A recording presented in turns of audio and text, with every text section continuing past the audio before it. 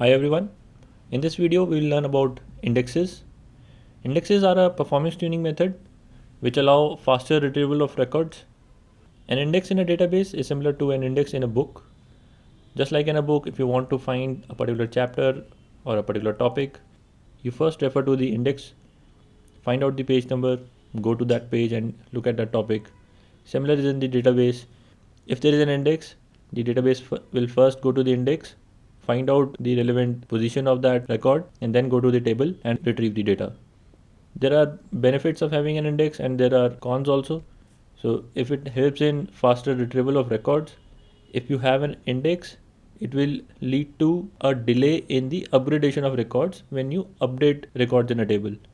So if there is an index built on a table and you try to update the table using the update command, it will take more time than if there was no index. So it is important that we only apply indexes if it is really necessary. Let us learn how to apply an index. The syntax for that is we write create index, give the index a name on the table name, and then we specify the column names which are to be used for creating this index. Usually we have only one column name. This single column index is called a simple index. Sometimes we use two or more columns as primary key to retrieve data. In those cases, we use more than two columns and that index is called a composite index. Let us look at one example. So if you want to create an index on month values, if you remember we had in the cross join, we had a month table. On that month table, if you wanted to create an index, you can create an index like create index mon_idx. So usually when you are naming an index, developers name an index like this. It is not mandatory, you can name it anything, but usually it is done like this, mon_idx. So this idx gives you an idea that it is an index. On month values, this is the table name, and in the bracket the column name is written. Let us go and write this in the pgadmin.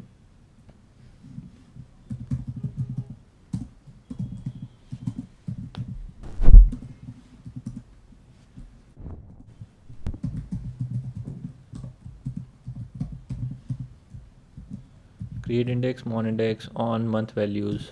This is the column name. Select this.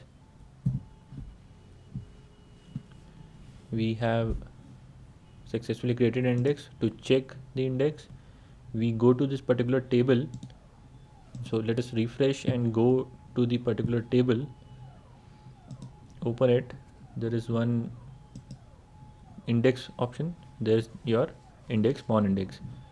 So this index is created. Whenever you do a query on this table, it will automatically go and use this index. That is why whenever you will be updating this table also, it will go and change this index also. So that is why it will be taking more time. Apart from creating, you can also rename an index or drop an index. Let us look at the syntax for that also. So to drop an index, you just write drop index and give the index name.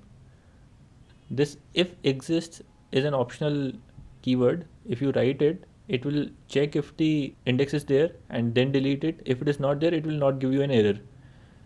So when you are running a set of queries and this is in between them, if you have not written if exists and you are dropping an index and it does not exist, it will fail the query and your all the queries in your set of queries will not run.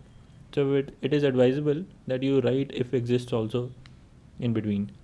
And this if exists keyword can be used while dropping tables also. So it is not restricted to indexes. You can use it to drop tables also. The other optional keyword is the cascade and restrict. So if there is an database object which is dependent on this index and you're deleting this index, what will happen to that dependent object? So if you write cascade, that dependent object will also be deleted. If you write restrict, this index will not be deleted. It will give you an error saying that there is an dependent object, you cannot delete this index. So that is the use of cascade and restrict keyword. If you want to rename an index, you will use alter index, give the index name, rename to, give the new index name. So this is how we drop and rename an index. Let us go and drop the index that we just created. So we'll just write drop index and write the name of the index.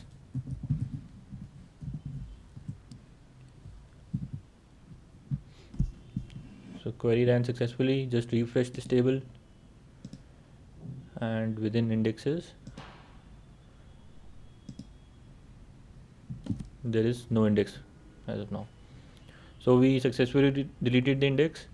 You can rename using the syntax that we provided. Apart from this, there are some good practices while assigning an index. So it is advisable that the column that you are using for creating index is of integer type. This will be taking less space and it will be more efficient. So even if you have a text type of column which you want to use, you can do a one-to-one mapping of that textual column to an integer column and then use that integer column as an index. So that will be more efficient. Another important point is make sure that the column you are building is declared not null. So if there are null values, the index does not work as efficiently. And it is very important that you build an index when it is really necessary. Otherwise, some of the queries on your database will perform less efficiently. That's all for the index. In the next video, we'll learn about some important string functions.